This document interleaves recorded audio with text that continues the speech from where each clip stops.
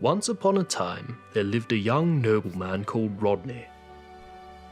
Rodney lived in very privileged conditions.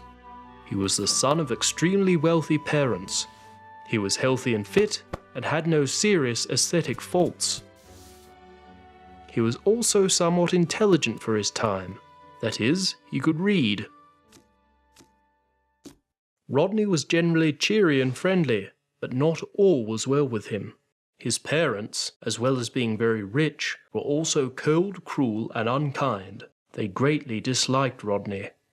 Rodney felt their rejection of him deeply. Perhaps because of this, Rodney still tried to visit his parents. These occasions did not go well.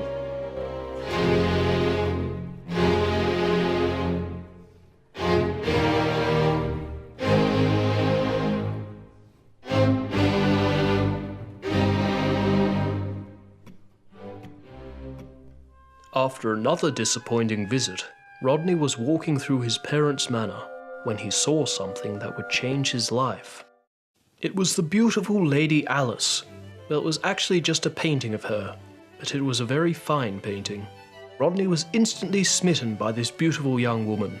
He had heard tales of her beauty, but had never seen her.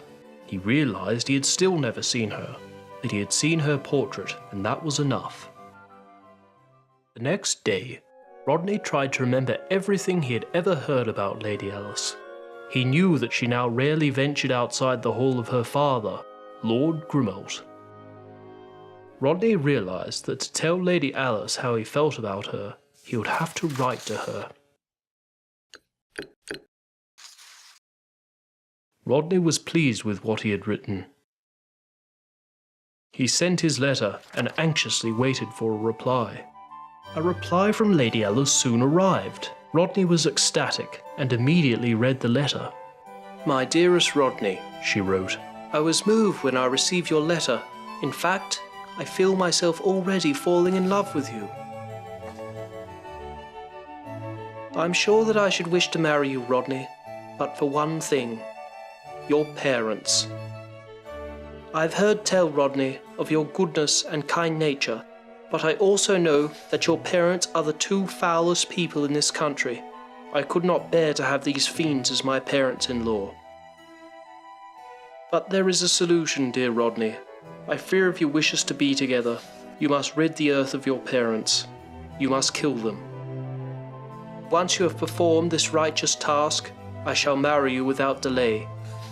Yours in love, Lady Alice." This was horrible.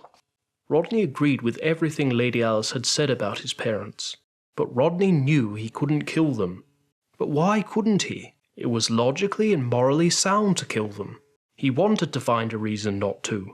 Lady Alice might still marry him if she knew why he couldn't perform her task.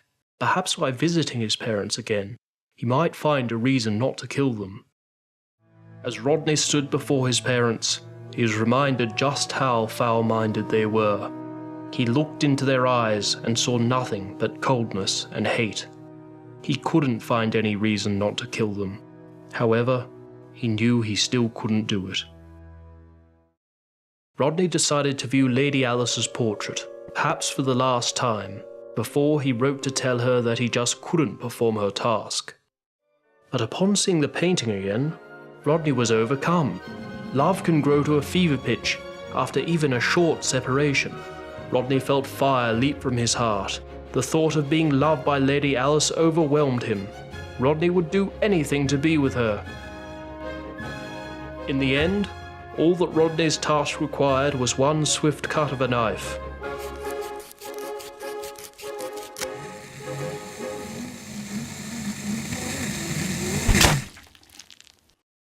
Rodney had no time to spare for the splattered remains of his parents. He went and took the portrait of Lady Alice and ran home with it. Rodney sat looking at Lady Alice's portrait all night. He did not even bother to light his fire, reasoning that the heat of his love was enough to keep him warm. But this romantic notion wasn't enough to protect Rodney from basic medical fact, and he froze to death in the night. Poor Rodney. But at least he did die with a smile on his face. But what of Lady Alice? Rodney had fulfilled her wishes, but now he was dead. As it happened, Lady Alice was dead as well. In fact, she had died over a year ago, of the plague. Then who on earth had Rodney been writing to? It was Lady Alice's father, Lord Grimald. Lord Grimald had hidden Lady Alice's death from the outside world. When Rodney's letter to her arrived, he saw it as an opportunity to turn Rodney into his instrument, for Lord Grimald had been vying with Rodney's parents for years over control of the region. Lord Grimald was amazed by the success of his manipulation of Rodney, and now he saw even more opportunities to gain power, for Lady Alice's portrait was hung near and far. Other young bachelors had sent letters before, but now Lord Grimald began to answer them.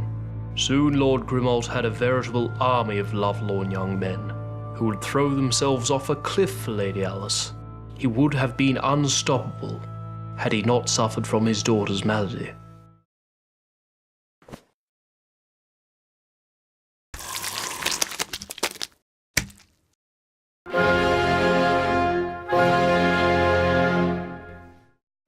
It was probably for the best that Rodney left this story when he did.